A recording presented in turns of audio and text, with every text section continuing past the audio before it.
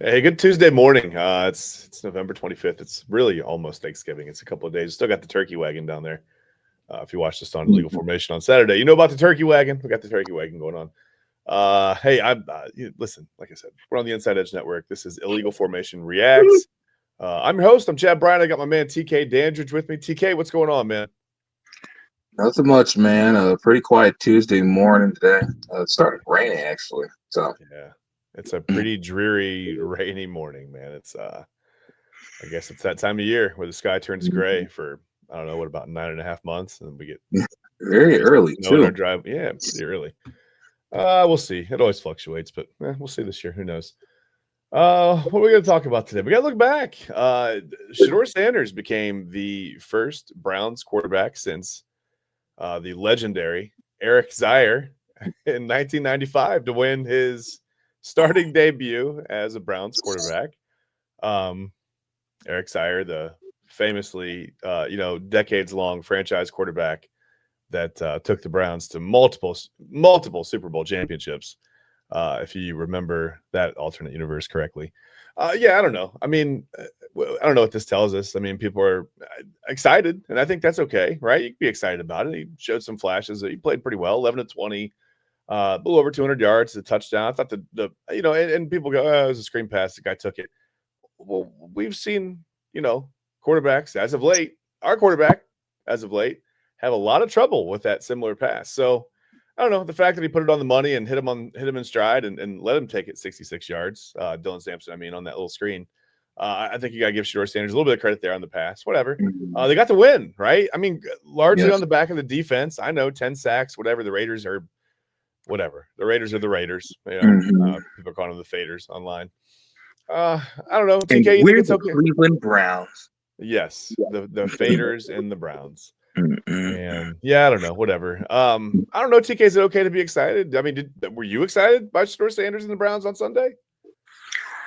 I had there was a moment there where I was a little bit jovial about what I was seeing on the field.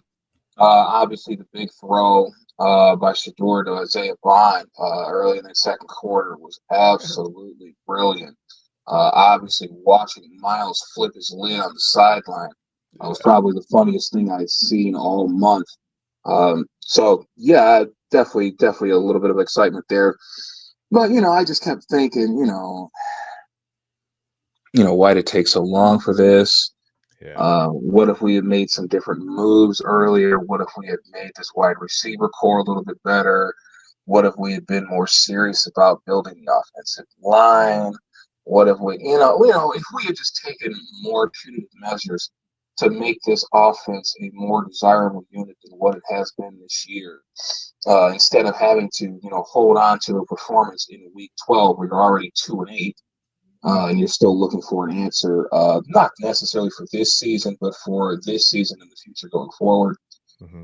So, once you do get excited, us in-depth fans, us fans that have been here for a long time, our brain starts to wander and we start to think, wow, this would have been nice in week one, but Yeah. Or we didn't or get you that. or you start to think, when does the other shoe drop? Like, when does something Mm, bad happen? You know what I mean?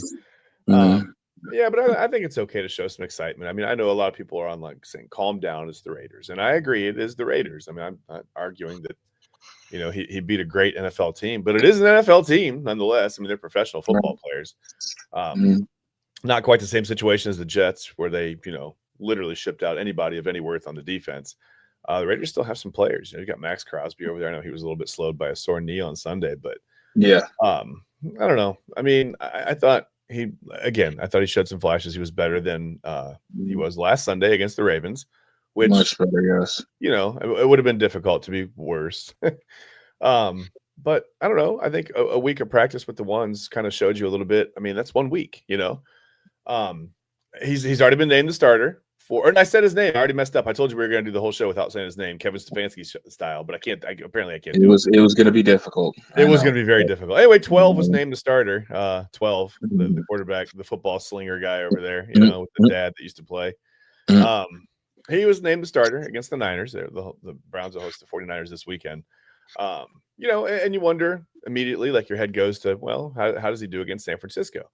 Um, you know, a team you could say a little bit better position than the Raiders. Still some injuries on the defense. Very Not good full strength. defense still. Yeah, not full strength at all, but still a good defense. So you kind of wonder how he'll look this Sunday. And it's like, again, he's going to be right back under the microscope. And Mhm. if he rightfully has a tough game against, a pretty good defense, where are we on the knee-jerk reaction scale? Do we yank him out of there? Is he done for the season? Is it back to Dylan Gabriel? You know what I mean? Like, everything's so game to game with the Browns, and it has been for such a long time that it feels uneasy. And I think there's just so much peace of mind when you come into a season or you go into whatever. When you eventually figure out who your starting quarterback is, there's this peace of mind that we haven't had here for a quarter of a century. And even when we had Baker Mayfield, half the fans were unhappy with him. And, I guess looking back, I mean, hindsight's always 2020, but you can look back and see the warts. He did need to grow up a little bit, right? I mean, he hit a little barnstorming tour around the country, played for a few different teams, and he's kind of settled into Tampa Bay. And I think he's I don't want to say he's a different person. He still plays with a chip on his shoulder and wears his emotions on his sleeves, but, maybe a little more mature, handles some of the situations a little bit more mature, a little bit better, you could say. I didn't think anything was necessarily that egregious when he was here. I just thought he was just a fiery, confident young kid, which I don't know. Seemingly we just have a problem with confidence these days, depending on where it comes from. Sometimes, I don't know. People like JJ McCarthy's confidence, but then they'll call Shedeur Sanders arrogant, and I don't know. It's confusing, but whatever. Try not to dip into that stuff too much. Yeah, overall, I thought the first start went pretty well for Shedeur. I'm not gonna anoint him the next Tom Brady, but I'm also not gonna anoint him the next Spurgeon win or anything. I don't think he's just gonna go away. I think he's a pretty good competitor. Yeah, I think he's a good competitor. I think he's gonna keep working. I don't know what kind of results we're gonna see. I can't. It's really hard to predict the future with these Browns. You just don't really know going forward if he's going to be the starter next year. If he is the starter, what the offensive line may look like, what the receiving room may look like. And you said something about the receiver room and them, improving it. We kind of thought maybe, okay, this gets better with Shedeur out here, right? And then Jerry Jeudy makes a catch and he's on the run, and suddenly he thinks he's playing point guard in the NBA, tries to dribble the ball at midfield. I don't understand what happened there. The receiver room will immediately improve the day that Jerry Jeudy is no longer on this football team. Okay. Has he quit? I mean, is he done? What is I don't know what the hell he's doing. I don't know what the hell he's doing. I don't know if he sniffed a big one before the game or if he just, I don't know what in God's name that was. I don't think I've seen anything that goofy in an NFL game in quite some time. It's been years since I've seen a gaffe like that. I understand he wanted to juke the defenders. That's what it looked like.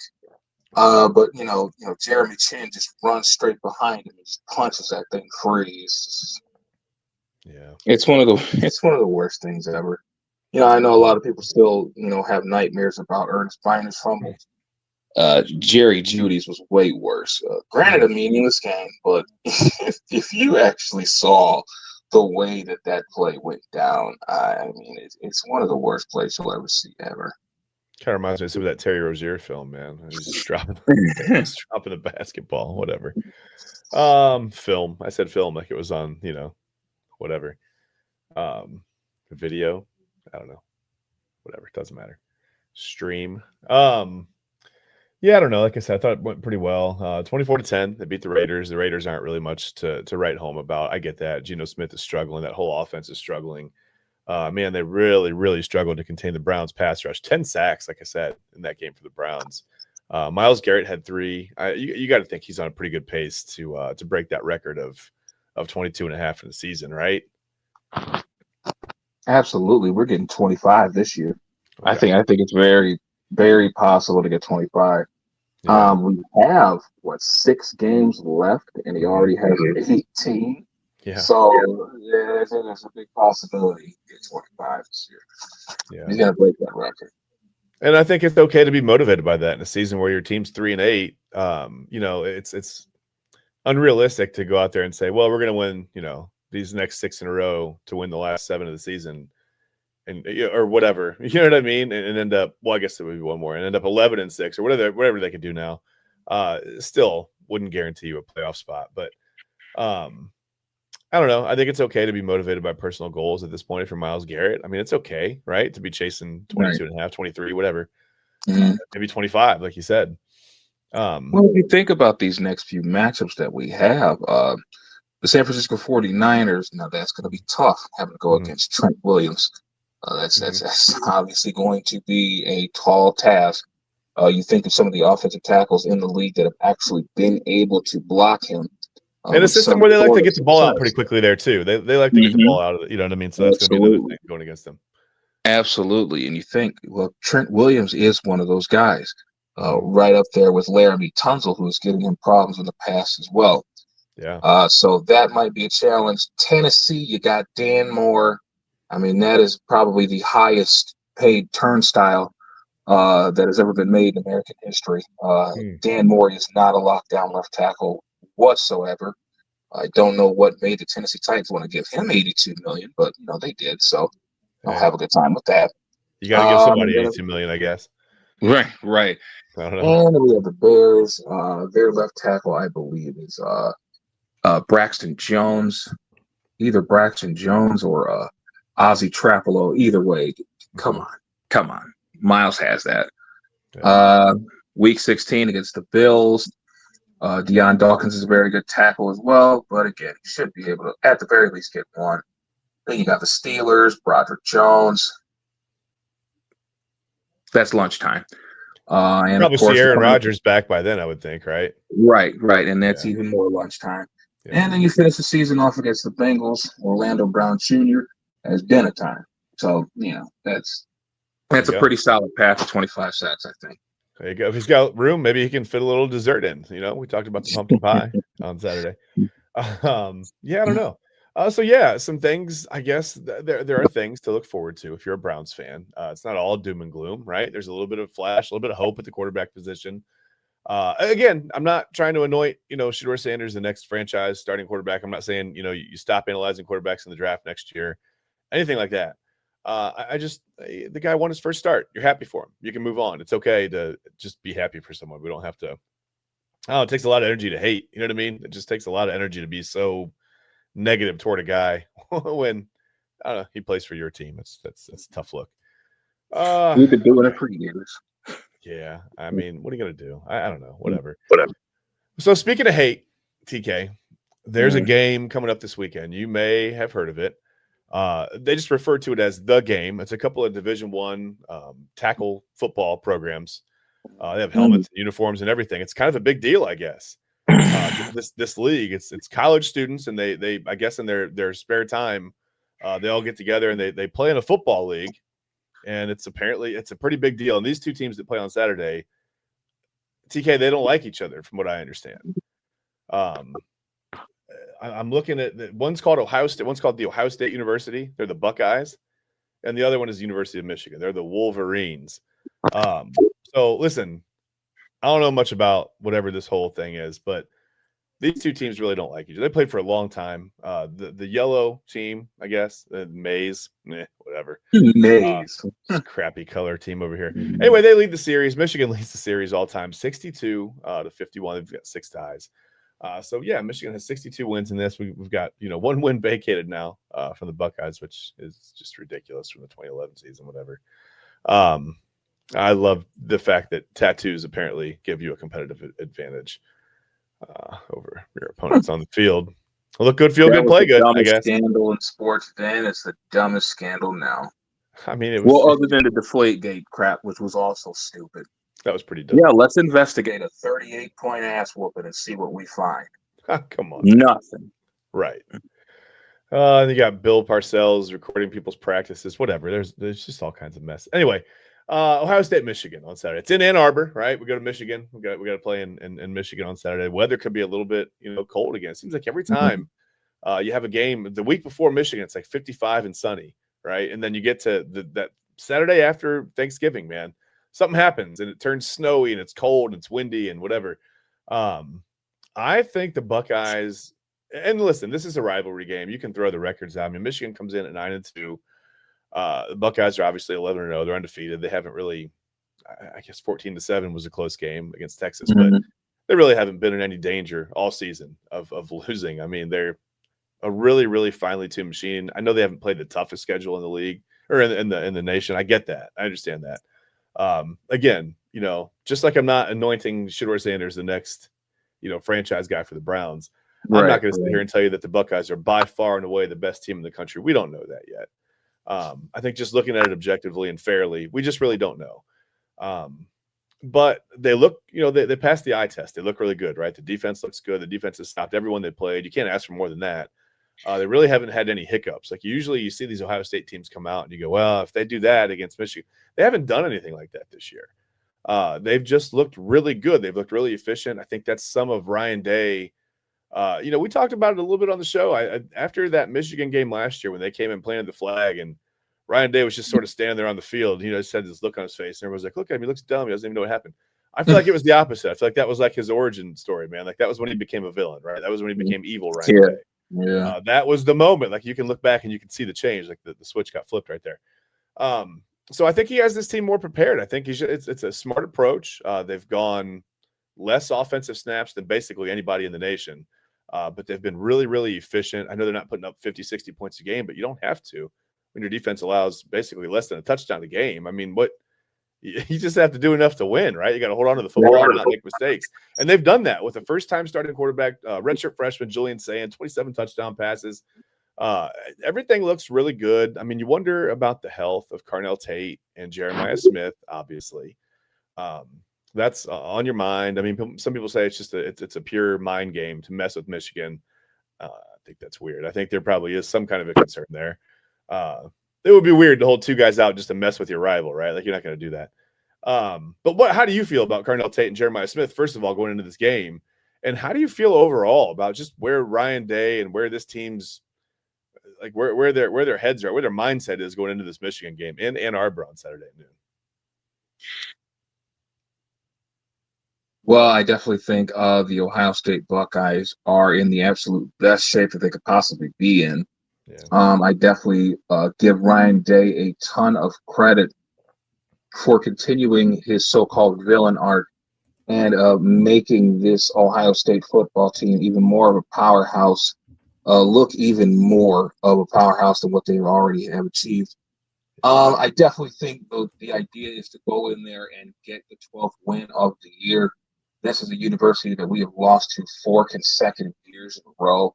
Now, I do understand that we do have hardware. I understand that we've been able to do what we needed to do to get to where we wanted to be, especially last year after we lost that 13-10 matchup against Michigan, and then we went on that wild playoff run.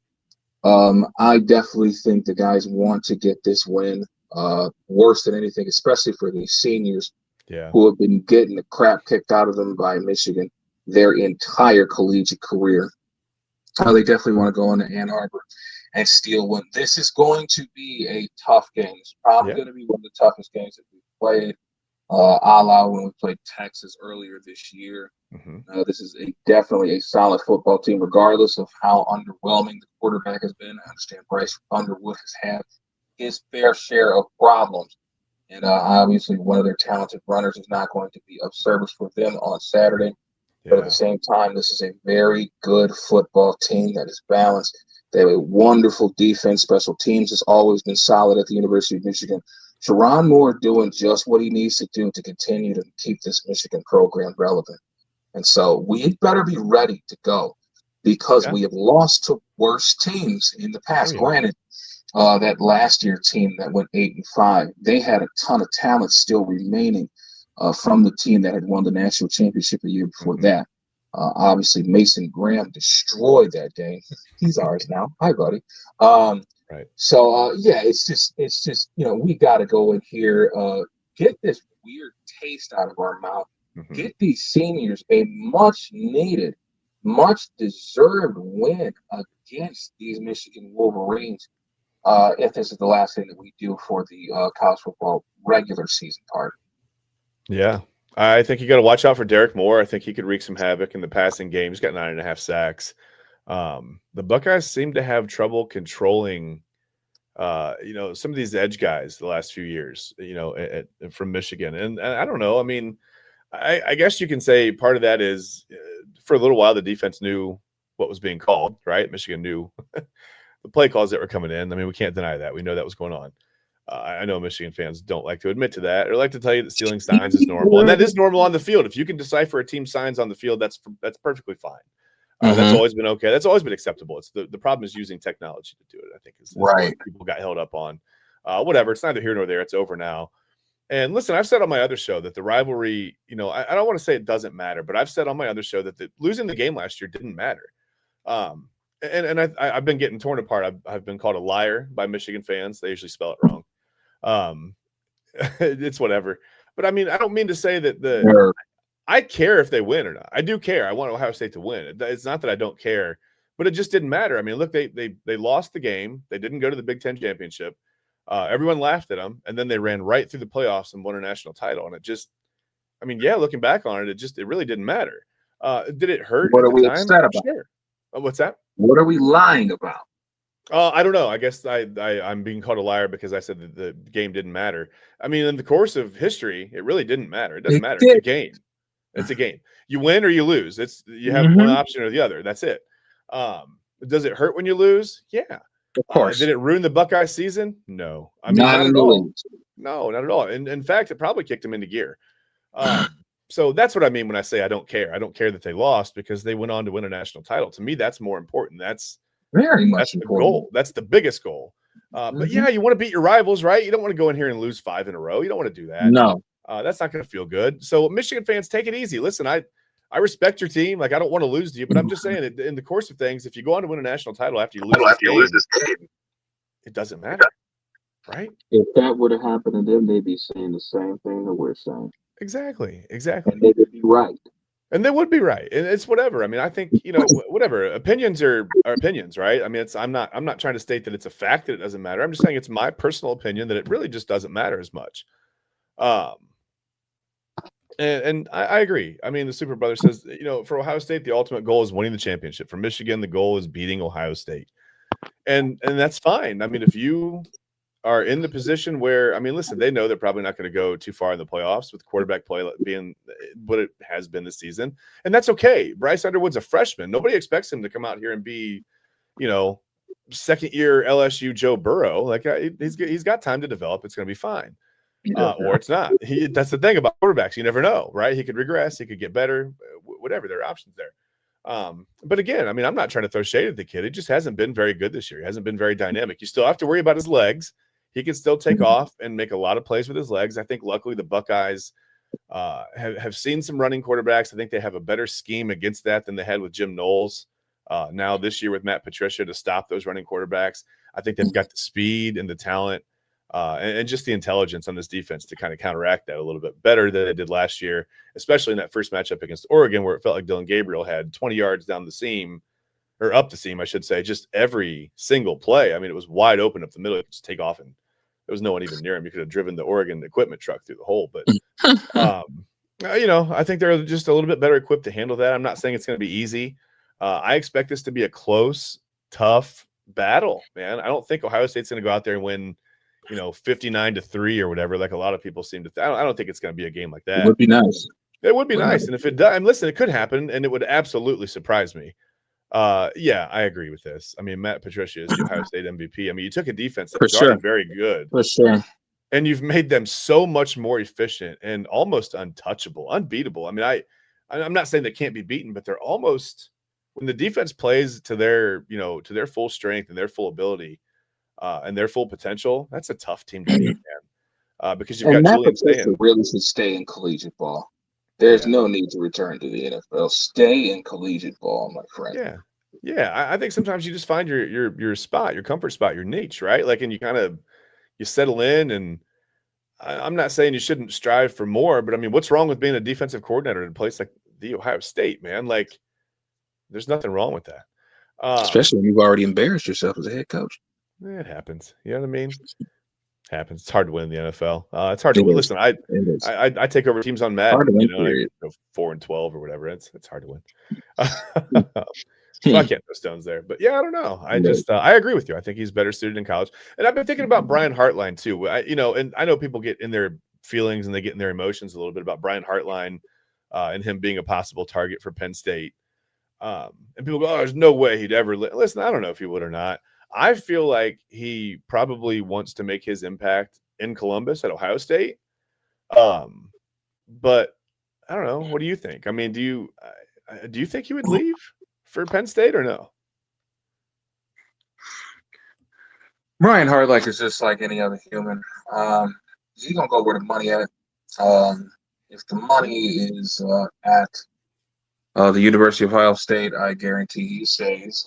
It's his alma mater. I definitely think it is a big piece of him. But at the same time, granted, how disgusting we may be of Penn State University as a whole, he's gonna go where the money at. He's going to go where the money is. More than likely, they're going to look for him to be not only the receiver coach there, he may have some offensive coordinator implications as well, which off the back is going to guarantee him more money, regardless if he goes to Penn State or any other school. He can go to Kennesaw State, and I'm sure the money would be better as the offensive coordinator there, as opposed to being the wide receiver coach here. But he is the offensive coordinator here now, though. You know what I mean? Very true. Very true. I don't know why I thought he was just a wide receivers coach. That's my apology. Sorry that's about okay. that. You're living in the past, man. That's okay. Like you are what Michigan fans say, Ohio State fans always do. They say we live in the past because we won back in the 2000s. So that's what we talk about. That's okay. They do the same thing. They do the same thing. You're right. But yeah, bottom line is always going to be money. He has a family. He obviously has aspirations and a legacy to carry and things of that nature. So yeah, the money is definitely going to be doing a lot of talking in this situation. So Ohio State better be ready to pay up. Yeah, I mean he's making over $2 million there as the offensive coordinator. But you would think a place like Penn State, even for a first-time head coach. And by the way, the Super Brothers said, be a superstar in your role, Matt Patricia. That's exactly it. Just lean into what you do, right? You don't have to. Okay, Heartline, he says, is making $1.6 million just as an assistant per last year's number. I think he's now over 2. I think they updated those, and I think he's over 2 now total, maybe with bonuses and everything else. But maybe you get like a play calling bonus at Ohio State. I have no idea. But yeah, I don't know. I mean, listen, and if he does leave TK, I'm not going to be mad at him. I mean, hey, if his aspiration is to go lead a Division I program into battle, whatever, even if that happens to be somewhat of a rival, I guess, program, right? Penn State. I can't be mad at him for that. I mean, guys get to do whatever it is they want to do. I mean, your career is your career. You can't sit around and wait for, loyalty and the spot at your alma mater to open up. It may never open up. Ryan Day may be there for the next 12 to 15 years, and Heartland may pass up all of his chances. I mean, listen, give the guy, let him do what he needs to do for him, right? Whether that's, and listen, if he goes to Michigan, that stinks. That really stings. That hurts. I know people like to really get hung up on that, but whatever, man. If that's the offer and that's where the money is and that's where his opportunity is, then that's where he goes. That's life. You know what I mean? It's a game at the end of the day. It's a game. I know there's a lot of hate. It's sports hate. I don't hate Michigan. I don't hate Michigan fans. I'm not going to fight anybody over a game. I don't care that much. I do care. I want my team to win, but I understand that sometimes my team is going to lose, and I'm okay with that too. It's just, as a fan, what can I really do other than watch, right? Like I can't, right. I can't have this like psychopathic mentality that somehow my rooting changes the outcome. Like I just, whatever, right? Like you watch the game and you don't let it affect your life. If they lose, you move on, right? It's okay. It's okay. Live to fight another day. So yeah, I don't know. I mean, there's not a whole lot that jumps out on paper about Michigan, but like I said, in these rivalry games, you throw all that out. You throw the record out, you throw the stats out. Guys like Tim Biaka-Batuka come up and run for 300 yards and 86 touchdowns or whatever, and just weird things happen in these games, man. And I agree with you. Loyalty means nothing anymore. Players don't have alumni. Think it matters. Boosters and coaches. Yeah, listen, it's about NIL and it's about brand. It's about growing your brand, right? Like your brand strength. It's about making as much money and making as much, I don't know, of a legacy as you possibly can while you're there. Some guys really care about the school. I get it. There's more of a brotherhood at Ohio State than probably some other programs across the country. But yeah, you don't really have like a lot of the local rosters anymore. It's not like Georgia has, 86 guys from the state of Georgia on the roster and then a couple guys from, surrounding states. I mean, listen, we're going all over. We're getting guys from California, Montana, North Dakota, whatever, right? Like you've got guys from all over the country that don't necessarily have that sense of the tradition and the pageantry or whatever of Ohio State, or maybe even come in here completely fully understanding the rivalry with Michigan, right? They just come in and they know it's whatever. Like I know Alabama Auburn is a big game, but if I went down there, I'd probably be in shock at how some people handle it, right? I think it's the same way for some of these kids coming into here. It's just like, wow, this is really a big game. Like two schools really hate each other. But that's how it is. I mean, I've seen fans fighting online. And before we get out of here, TK, is there anything else? I mean, anything that you think we should look for on the field, off the field, just as we head into oh, hey, but like you said, but Youngstown State does. That's right. The Penguins do. The Penguins care. Come on now. We know that. By the way, they've got some new helmets that are just fire. I wish I had the picture. I could put it up on the show, but they released a new helmet a couple weeks ago. It's got the big Penguin logo. I mean, they're absolute fire. They're awesome. Anyway, anything we need to look for, or you think on the field that we're going to see on Saturday that's going to make a difference in this game, or off the field leading up to it? Somebody going to say something stupid and like light a fire? I don't know. Any of that stuff going to go on or what? I really don't think anything is going to happen leading up to the game. Because right now we look like the most complete team in all of college football right now. I really don't see Michigan trying to, climb up the tree and, try to intimidate us or, talk down on us or what have you. Or, somebody might try to start something to get something going, but it's just like, the Ohio State Buckeyes are 11-0. They got bigger fish to fry right now. They're just as focused as you are about winning this game, especially being the number one seed in the country. And, of course, with the goal being to repeat as national champions. We got a lot going on, so we don't want to do none of that jawing until Saturday. Yeah. That's probably the best thing for us to do, is just to wait until this weekend and leave it all out on the field. Yeah. And listen, there's not a lot of pressure. I mean, you go into this game and you lose, you're still in the playoffs. I mean, I don't think that there's any, unless Ohio State just gets like absolutely embarrassed and blown off the field and Michigan wins like 84-0 or something. I mean, I don't see a way that Ohio State could possibly fall out of the playoff situation.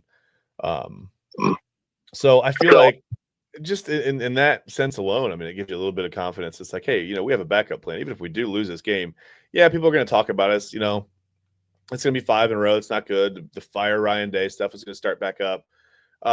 But again, there's not a whole lot to lose. It's not like they're going to be out of the playoffs. They're still going to be a playoff team. So I feel like that just gives you that little bit of a safety net to where it's not so dire. Some guys really like that pressure. Some guys don't. People are different. I personally, I think I love these kind of games or whatever. Even as a player, where you got to go in and you have to win no matter what. Super Brother says even if they lose, they'll still get to play Little Brother Indiana in the conference championship. I mean, yeah, it looks like they'll still be there. So, listen, I don't know. I mean, is it that big of a deal? Yeah, it's a rivalry game. Is it life or death? The way some people are making it, no. And speaking of some people, this is a brand new section. TK didn't even know we were going to do this. This is called In the Comments, right? I scroll a lot on social media, and I read some wild stuff, right? So this first, our first entry for In the Comments this week was that people were talking about Ohio State and how it's basically it's a lock because they could beat NFL teams, right? This Ohio, but whatever. Well, my man here, he differed from that opinion. He said, I love the Buckeyes, but there's no way Buckeyes could beat an NFL team. Browns look bad, but they bring in Buckeyes couches. Their UC Super Bowl team. It's not players, it's the couches. So apparently it's the seating arrangement. That's the more comfortable you are when you're sitting down, the better chance you have to win the football game. So I guess Saturday comes down to whoever has the most comfortable seating arrangement on the sideline. Now we know that, thanks to Blue Guy. And I'm not going to call anybody out on the show. I hide their identities or whatever. Sometimes I shouldn't, but I do. And our second entry from the comments, you're going to love this one. Ready? What if and when a team wears dark? Where is dark? Where is dark? I don't know, at nighttime. And wins, they move down 2 and up 3 if the team behind 5 wins over 9. What? I just had an aneurysm trying to read that. What the hell? Those were the two best takes I could find all week for in the comments about the Ohio State-Michigan game. Yeah. I like this idea. The Super Brothers NCAA champ versus NFL team with number 1 overall pick in the draft. Give the people what they want. But listen, if you lose that game as the NFL team, you lose that number 1 pick in the draft. It's gone. Yeah. That's it. You lose to a college team, you don't get that draft pick, even though That's you've fun. clearly proven That's a that you need it. fun idea. I mean, That hey, really is. yeah. But listen, then maybe if you win the game by more than like 30 points, you get a supplemental pick, right? Like if you can pull your stuff together and actually win that game. Or maybe you need a supplemental pick if you lose. I don't know. I have no idea. I'm not sure which one's the best idea. So TK, we can do all right. Here we go. Delegation and relegation. Well, listen, we got a lot of irrigation. Maybe we can do that too. What interrogation? We can ask some questions. Whatever you want, Super Brothers. We can do whatever you want. Just has to end in cation, I guess. So listen, Saturday, we don't have to do a score prediction today. We can wait. We can give the week a little bit of time to cook, let it marinate a little bit, TK, and we can come on here on Illegal Formation Saturday morning and we can give our score prediction if you want to do that. Or you can give me one now. It's up to you. What do you think? Not really sure what happens. You're gonna have to get to me on Saturday, brother. All right, fair enough. Let's let the week marinate. Let's find out. Let's get some clearer picture on guys' health. Yeah, that's a good point. Super. I was hoping nobody was going to go there, but you did it, man. Yeah, maybe we don't want that today. Maybe we'll leave that alone. And listen, I don't know. I have a good feeling about this game this year, but I also have a bad feeling because I've watched it go down the last 4 years where I really thought the Buckeyes came in every year as a better team. And some years I didn't think it was close, right? And they got run off the field a few times. So, as Michigan fans would like to remind you, the final score of last year's game was 13-10. Not a good showing, right? When you come in and you've got the ability to throw the ball all over the place, and you decide to run at 2 of the best defensive tackles in the country time after time after time. Maybe not the best game plan. So hopefully they've learned from that. I think Ryan Day is kind of, like we said, he's in his villain arc right now, right? He's moving up the villain chart. So hopefully with some of those, there were some diabolical game plans in the playoffs last year. I mean, they looked absolutely ridiculous. So maybe we'll see some of that on Saturday at noon in Ann Arbor. I don't know. I don't know what we'll see. I know we will see a pretty good football game, though. I don't think it's going to be a blowout either way. I think it's going to be a close one. And, anybody who doesn't think that Michigan's going to come in there and in their own house and put up a fight, I think you're sorely mistaken. I think this is a tough football team, man. I mean, say what you want about all the cheating allegations or whatever. They've still got a lot of heart, right? They're still a tough team. This is a really tough football team. Quarterback may not be, hitting his full stride just yet as a freshman, but that doesn't make him, any less dangerous on Saturday. So I'm looking forward to it. I'm looking forward to Thanksgiving. I hope you guys have a great Thanksgiving. Remember to check us out all week. We've got shows on the Inside Edge Network all week for you guys. You can just, like I said, just look us up on social media and you can see the whole lineup. We got Jersey Chasers coming up this week.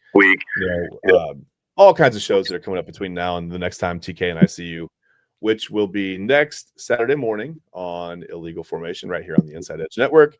TK, any words to end it today? You got any wise words, any wisdom for us as we depart or no? The Carolina Panthers laid a massive egg last night on Monday Night Football after a brilliant performance against the Atlanta Falcons in Week 11. San Francisco's defense, regardless of the injuries that they have had to their personnel, they look amazing. They look in tune. They look sound. They look stout. They look like they're getting ready to turn that page and turn that next gear to heading towards the tournament.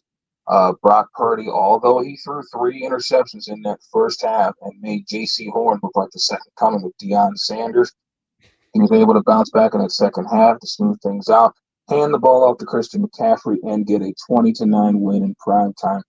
San Francisco 49ers very well may be the hottest team in the NFL heading into the second half of the season. Should be a lot to look forward to over there in the Bay. Good thing we don't have to deal with them anytime soon, right? Wait. Uh-oh. That'll be next Sunday. That's fun. And Super Brothers, let's end it. I love it. Happy Thanksgiving. Let's go NFL turkeys. Maybe we'll see some turduckens on Sunday or on Thursday. What do you think? I don't know. See some turducken out there. Well, it's not the same without John Madden and Pat Summerall, is it? It's like I love Thanksgiving with those two. But hey, time moves on. What are you going to do? Pretty good slate of NFL games this week. We'll see some of them on Thursday. And then, like I said, we'll see you Saturday on Illegal Formation. And then, of course, Sunday morning at 11, we'll be live for the Inside Edge Network Cleveland Browns and NFL pregame show, where we will load up the Inside Edge Network vehicle, and we're going to go around the NFL and check out whatever's remaining of this week's game. So it'll be a little bit lighter load. But we look forward to seeing you guys then. Thanks for watching. We will see you next time on Illegal Formation Reacts. Until then, like I said, until we see you Saturday, you guys have a good week. Enjoy your Thanksgiving. If you've got time off work, please enjoy your time with your family. Sometimes that's fleeting. So enjoy every second you get with your family. And I don't know, man, we appreciate you guys. We'll see you next time. Bye-bye.